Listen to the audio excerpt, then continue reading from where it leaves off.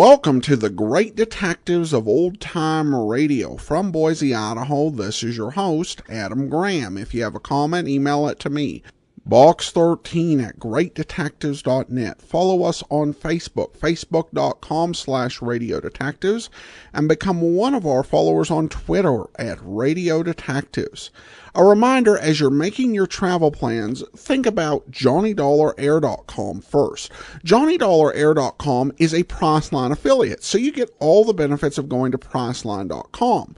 But when you go to JohnnyDollarAir.com and you purchase a ticket through there, part of the purchase price goes to support the Great Detectives of Old Time Radio at no additional cost to you. And remember, at JohnnyDollarAir.com, you can name your own price on hotels, rental cars, airline tickets, or even more, or choose from great published fares. Just remember, check JohnnyDollarAir.com first. Now it's time for today's episode of Yours Truly, Johnny Dollar. The original air date, February the 11th, 1962. This one is The Do-It-Yourself Matter. And I will warn, it starts off kind of sudden, so you're missing a little bit of the beginning, but let's go ahead and take a listen. I'm afraid that we have a somewhat serious problem. Oh? Or rather, one of our branch officers has. Now, would it be possible for you to come out here and look into it? I don't see why not. What sort of a problem, Mr. Harkin? Well, you see, we've had a series of fires, Mr. Dollar, out in Simi Valley. That is north of here and just beyond the San Fernando Valley. Yes, and you think maybe some firebugs at work? Oh, I do, sir. I definitely do. But until it is proven, if you are free to come out and make an investigation for us, I hardly need tell you that we'll be glad to pay all your expenses. Plus my usual fee? Of course. You know what? Fee, did you say? That's right. Well, now, just... Now, don't worry about it, Mr. Harkins. We can decide on the amount of it after we see how much there is for me to do out there. No, but in order to justify a fee, Mr. And Dollar... just how much of my time it'll take. Now, hold on here, young man. Needless to say, if it turns out I'm able to save your company any actual money, I'll expect my usual commission. Now, look here, sir. Yes. Mr. Dollar... Yes? Well, Mr. Harkins? Very well. Very well. Good. I'll see you.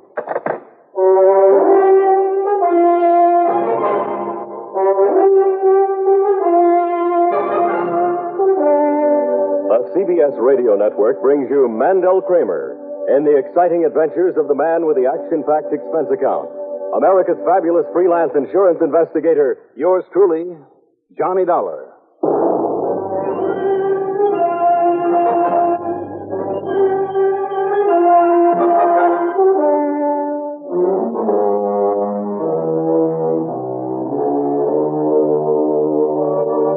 Expense account submitted by Special Investigator Johnny Dollar to the Greater Southwest Insurance Company, Home Office, Los Angeles, California. Following is an account of expenses incurred during my investigation of the do-it-yourself matter.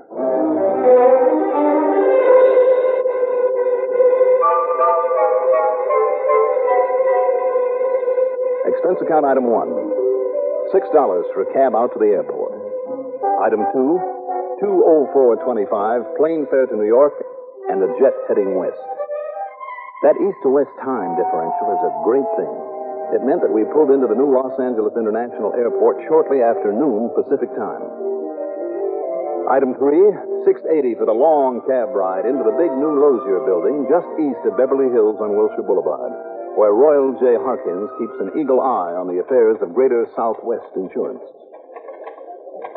Now, let us get this understood right now, Mr. Dollar, insofar as any fee is concerned. Now, you just stop worrying, Mr. Harkins. Did I ever hit you with a bill too big on any of the other jobs I've done for you? Well, no. Not that I haven't tried. I beg your pardon. Now, tell me, what's this all about? A lot of fires, you said. Yes.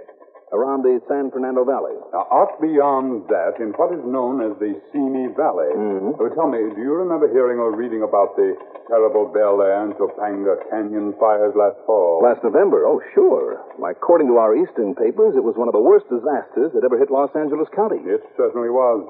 Over 450 homes were destroyed. Many of them in the fashionable Bel Air section were in the $100,000 to $200,000 class. So I understand.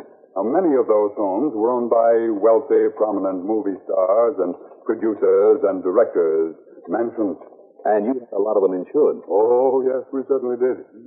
In other words, Mr. Dollar. In other words, your company has had to shell out plenty of money. Yes, Mr. Dollar, it has cost us millions. Literally millions. Now, what has that got to do with your troubles out in the Simi Valley? Dollar, the best way for us to recoup some of our losses, I decided, was to simply sell more insurance. More and more insurance. And if you know anything about the tremendous amount of real estate development that's going on out in the Simi Valley, now do you? Well, I understand that all the orange groves and farmland... Orange ranches, Mr. Dollar. Oh, sorry. Yes, with the hundreds of new homes out there, it's opened up a whole new territory for us. Well, I would think so, and for every other insurance company. Yes. So the first thing I did was establish an almost completely autonomous branch office in the community of Moore Park. That's out there in the valley? Yes, just north of Thousand Oaks. I see. How autonomous do you mean? I mean full power to immediately settle all claims. At least all except those that might be questionable for one reason or another. They, of course, are referred back here to the main office, to me. Well, isn't that rather unusual, Mr. Hopkins? Well, now, that's one of the best ways a relatively small company like ours can compete with the big ones by close personal service and the settling of all claims fairly and immediately. I guess you have a point there. No question of it. And, by the way, a young man simply walked in one day, took our course, passed with flying colors. His name is Harry Walterson and Dulles. He has sold as many policies in the past 3 months as I ever sold in 3 years. Well, real go-getter. Yes, he certainly is. Now, as a result, the premiums have been rolling in, but now, recently. Yes, let's get to those fires you mentioned. Oh, yes. When you figure 9 fires in less than 6 weeks, plus the personal property losses that went with them, ruinous. At least it gives your young friend Walterson a pretty terrific argument for selling more insurance out there. Yes, of course it does. And under my urging, he's fully capitalizing on it. Every time there's a fire, he's able to sell 10, 15, 20 new policies with no trouble at all. But the premiums on them don't begin to make up for those losses. Now, tell me, have the police found anything to indicate arson? Oh, we have reason to be mighty proud of our police and fire departments out here, Mr. Dollar. But they simply cannot keep up with this burgeoning population growth. There simply aren't enough of them, not enough men or facilities. And to answer your question directly, no, they haven't actually found any concrete evidence of arson. Nor has Walterson, although he suspected it once or twice. I see.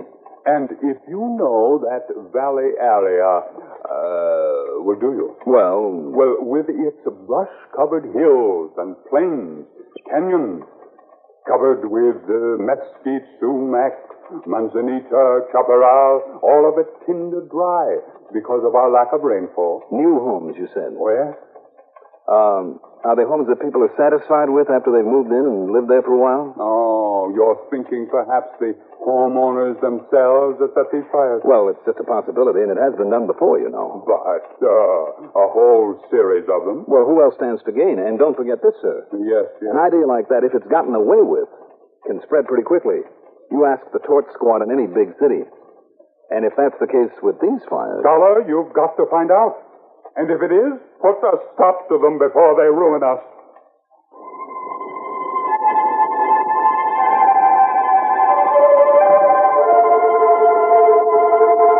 Item 4, that usual $50 deposit on a rental car.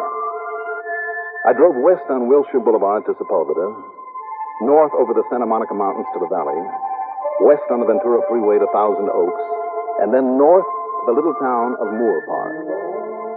The Greater Southwest Insurance Office was a spanking new little building of fieldstone and white stucco with picture windows all around. Inside, there was only a reception desk, half a dozen girls with typewriters and calculating machines, and down at the end, the private office of Harry Walterson, who got right to the point. The homeowners themselves setting these fires? Well, it's a possibility, isn't it? No, sir, Dollar. And I'll tell you why. Excuse me, do you mind if I just close this door for a second? No, go right ahead. Yeah, now, maybe we can hear each other now. I guess I'm conditioned to all that racket out there. You'd have to be. You have a mighty busy little place here. Well, after all, if I'm going to make any money for the company. But as I started to say... excuse me. Go ahead. Walterson. Oh, yes, Mr. Pretty. Yes, sir, your policy will be mailed out to you tonight. Well, I'm glad you did, too. Yes, sir. Yes, that last one scared me, too. But if you talk with Mrs. Hatcher, you know how fast we paid off on that. Yes, sir, just part of our regular service. Good boy. Okay, Mr. Pretty, and thank you. Now, let's see, Dollar. I was... Oops, here's another. Walterson. Burton? Oh, yes, of course, Mr. Burton. Well, fine. Yeah, I think you're very wise. And the increase in premium is only negligible. Of course. Take care of it right away, Mr. Burton, and I thank you. Sorry, Dollar. It's all right. Betty, add those 2 outbuildings to the Burton policy. And listen, just hold any calls for me for a while. Now, you said that you don't think that the folks themselves could have set any of those fires. Because those are all brand new homes, and they're nice ones. Mm-hmm. People, families that go to the trouble and expense of moving into a section like that, they want to stay. Yeah, I would suppose so. And listen, Dollar, no policy ever gives complete coverage. You know, because of the personal things, the stuff with sentimental value. Sure. Yet those things have gone up with the rest. And do you think the folks that endanger the lives of their kids? Yet there have been a couple of mighty narrow escapes. One cute little pair of twins that I myself saved. But most important of all, Dollar... Yeah. You don't know the people who got burned out. I do. Sure, there might have been one questionable character among them, like the one who had the first blaze. But the rest, no, sir. I'd stake my bottom dollar on it. What about that first one? Old man Orloff? Sure, he was a crackpot, Johnny. You mind if I call you Johnny? No, please. Be my guest. Sure, he hated having so many new people move in around him. But you know what I think started that one? What, Harry? A lot of dead grass and weeds and dried out bushes. And over in the corner of the lot was a pile of broken bottles he'd thrown out. That might have acted like a magnifying lens. Yes, sir. County firemen thought so, too. Orloff. But that wouldn't account for the rest of them. Because they all started at night. So somebody, somehow, somebody... And yet I don't know. I don't know. Maybe I'm wrong about the arson angle. Tell me, has there been any particular pattern about these fires? Well, I don't know exactly what you mean by pattern, Johnny, but they've all had one thing in common. What's that? They've always started on a windy night. And this time of year, we have quite a few of them. Look out the window there. You see the dust beginning to kick up? Yeah, I do. Yeah, and every time I see it, I start getting worried again. No, I can't say I blame you, Harry. But hey, it's getting dark already. Any plans for dinner, Johnny? Well, I thought I'd better get back to Los Angeles and find myself a hotel for the night. Some real good places to eat out here in the valley. Say, why don't you and I just... No, wait. I better make sure it's okay for me to leave. Betty, any calls, any callbacks I ought to make before I... Huh? What else?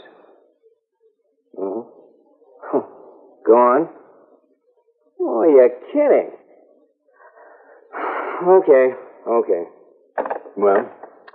Sorry, Johnny, but it looks like 2 or 3 hours at this telephone for me. Can't let down the clients. Oh, the prospective clients. Right. All right. I'll see you in the morning then, Harry. Good. And believe me, Johnny, if I can be of any help to you. Oh, nuts. Walterson. Oh, yes, Mrs. Duval. Sorry, Johnny. Take it easy, Harry. You'll live longer. Now, how can I help you, Mrs. Duval? Instead of going back to L.A., I grabbed a bite to eat. That's item 5, $1.70. Then prowled around until I found a county fire chief at his home down in Thousand Oaks. I'm afraid he wasn't much help, though. Well, sure, Dollar. We always look around for signs of arson, too, when there's a string of fires like that. When we don't find a thing, what can we do? And don't forget, until people stop building those little frame houses, until we get some laws with teeth in them, it'll make people clean up the brush and old dried-up grass around their places. You know all it takes to start one of those fires? What, Chief? Just one live cigarette tossed out of somebody's car. I tell you, the American motorist is the worst firebug ever lived. Afraid I'll have to go along with you on that, Chief. All too often it makes them killers, too. Yes, sir. Sure, I agree with you. There's been too many fires in that one section. And with more people coming in all the time than we're ready for, people don't know how to handle this dry, brushy country. By the time we or any other department can get to some of those places, why, it's too late. Fire's done its work. There's nothing left to do but... Oh, excuse me. Go ahead. Steve Barter. Yeah? Yeah. Okay. Well, want to come along? What? Right on cue, Dollar. Another fire. Oh, where? Where else? Up in the Simi Valley. Let's go.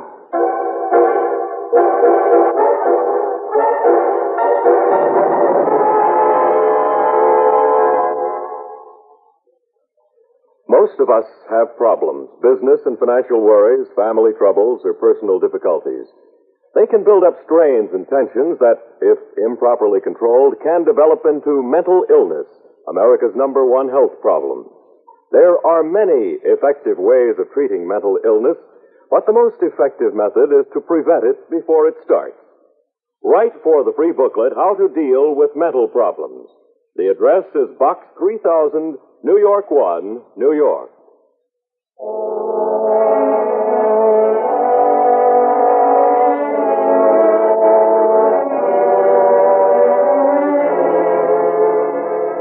As the chief suspected, by the time we got out to this newest fire up in the Simi Valley, we were too late.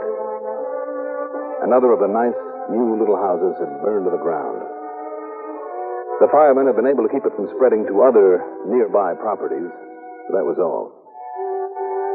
The chief and I both talked to the owner, but he wasn't able to give us the slightest clue as to how the fire had started. And after talking to him, I'd be willing to swear that he had nothing to do with it.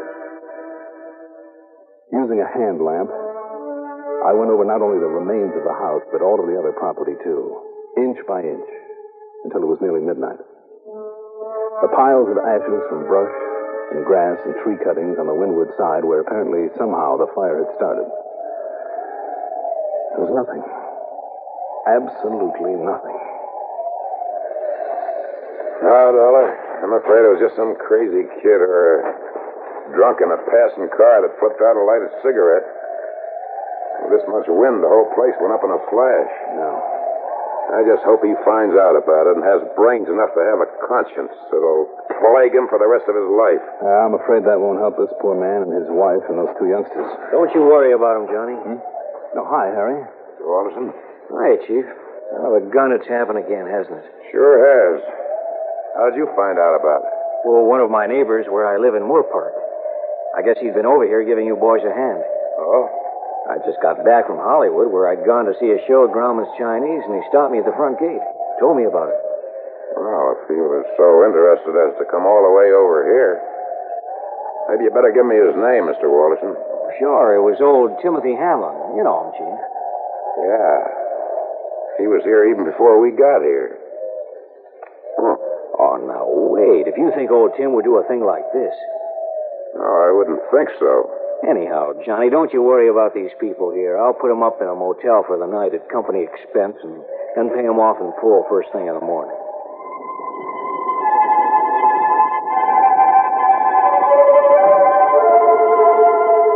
Item 6, $10 for a comfortable motel on Ventura Boulevard. After a late breakfast the next morning, I drove back to Harry's office and watched him pay off the unfortunate but grateful people who'd lost their home. Then I watched him accept application after application from people who now, after this latest fire, suddenly decided they'd better have insurance or add to what they already had. The people streamed in and out of there in droves. Finally, at about 1:30 p.m., Harry closed the door of his private office long enough for a quick sandwich. Yeah, it's pretty awful that you have to be scared into buying insurance this way, Johnny. But, by golly, they need it. They know it now. We'll give it to them. They're a pretty scared lot. Main problem is to keep them from over-insuring, throwing their money away. More coffee? No, thanks. But, I check pretty carefully before issuing the actual policies, you know. Hey, you and the chief find out anything? Well, it doesn't look so. Well, I sure hope you do. Well, not me, I'm afraid. Huh? Harry, I have to fly on back to Hartford. Oh, no. Yeah, sorry, but that's the way it is.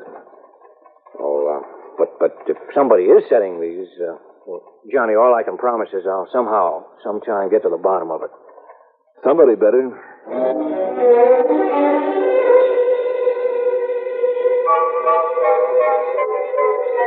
Item 7, $314, covers a lot of things.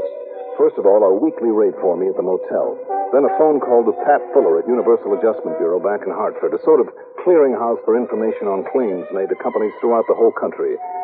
Then a while later, when he called me back... Well, yes, Johnny, your guess was right. Greater Southwest is the only company that's had to pay on fire losses out there in the Simi Valley lately, and 9 or 10 of them in a row. Okay, Pat. Thanks. But what do you think it means, Johnny? Well, what I think, Pat... Yeah? I don't like. I'll see you.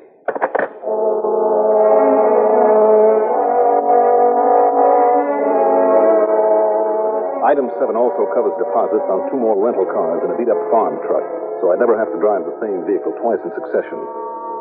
And it covers several changes of clothes, including the sort of stuff the local farmers wear and some hats. Also, a couple of the biggest tank-type fire extinguishers I could find. I kept them with me all the time. Then I started the longest, most careful tailing job I ever attempted. Why? Because I'd suddenly remembered an old phrase from my high school days from, believe it or not, my class in Latin. Cui bono. Who benefits? And how benefits? Not by burning down their own homes. As Harry had said, all the insurance money in the world couldn't completely make up for a loss. No, the one big beneficiary of all those fires was the man who collected a nice fat commission on the policies, and all the nice new policies that he sold as a direct result of those fires. I followed Harry Wallison 24 hours a day, even slept in one of my rental cars parked out near his home. And then finally, one moonlit, windy night, and thank the good Lord for that moon, when he slipped out, got into his car, and headed up into Simi Valley, I, with my lights off, was only a few hundred yards behind him. When he stopped, got out, and walked quietly over to a new little home with a lot of dried-out shrubbery at one side, I knew I'd guessed right.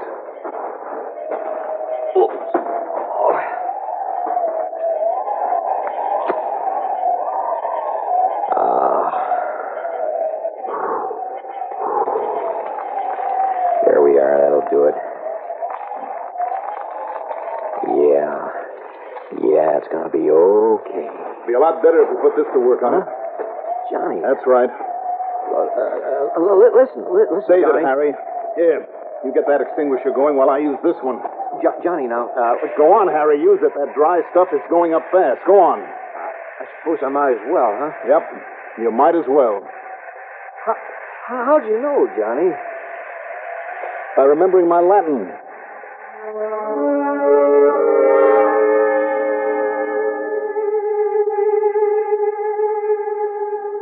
He didn't have a leg to stand on. He knew it. And he confessed to the whole dirty, rotten business.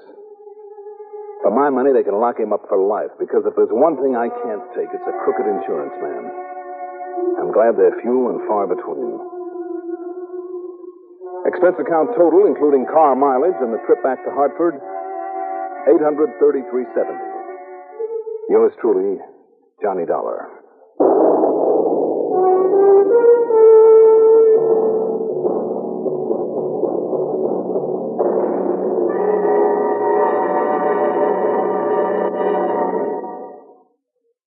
Now, here is our star to tell you about next week's story. Next week, I'll be back with another exciting story. Join us, won't you? Yours truly, Johnny Dollar.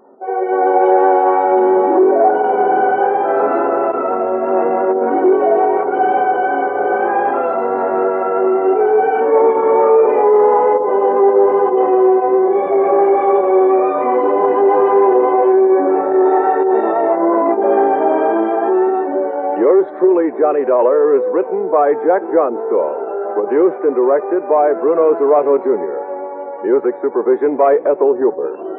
Johnny Dollar is played by Mandel Kramer. Also featured in our cast were Herb Duncan as Harry Walterson, Raymond Edward Johnson as Royal J. Harkins, Joseph Julian as the fire chief, and John Thomas as Pat Fuller. Be sure to join us next week, same time, same station, for another exciting story of yours truly, Johnny Dollar. This is Bill Gillian speaking. This is Andrea J. Graham, author of the Web Surfer series, Oh, and a Madam's Wife. You're listening to the Great Detectives of Old Time Radio.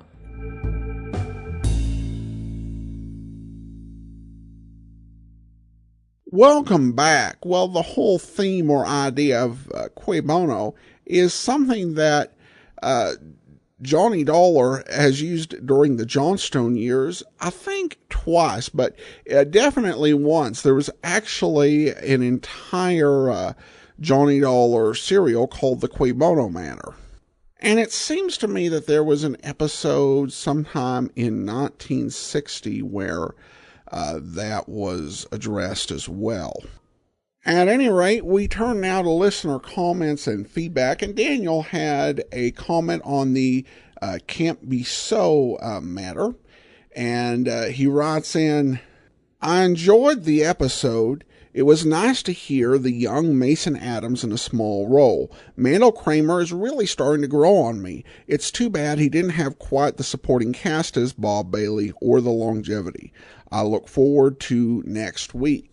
Thanks so much, Daniel. And then I have a note from David, who I recognized his donation on Wednesday, but he had a note along with that, which I'm reading today for reasons I guess will come apparent. Thank you for the Great Detectives podcast. I'm subscribed to yours truly, Johnny Dollar podcast through Podkicker on Android. I listen to several episodes a week and enjoy them immensely. And I was recently near Boise and was astonished by how bad the smoke from the forest fires were. Hopefully things will improve soon. If I ever finish Johnny Dollar, I will start on Dragnet next. I used to watch Dragnet on TV as a kid and have found the radio series just as compelling. Thanks again. Well, thank you so much, David. And always, fire season is probably the big challenge around Boise due to being a bit of a high desert area and not getting a whole lot of precipitation usually during the winter, as well as other factors. The part of the city that I live in, it's not been as big of an issue, in fact, as in years past. But thank you so much for commenting and donating to the program. It's definitely appreciated. All right, well, that will do it for now. Join us back here tomorrow for Dragnet next Friday, another episode of yours truly, Johnny Dollar. In the meantime, send your comment to box13@greatdetectives.net. Follow us on Twitter at Radio Detectives, and become one of our friends on Facebook, facebook.com/Radio Detectives. From Boise, Idaho, this is your host, Adam Graham, signing off.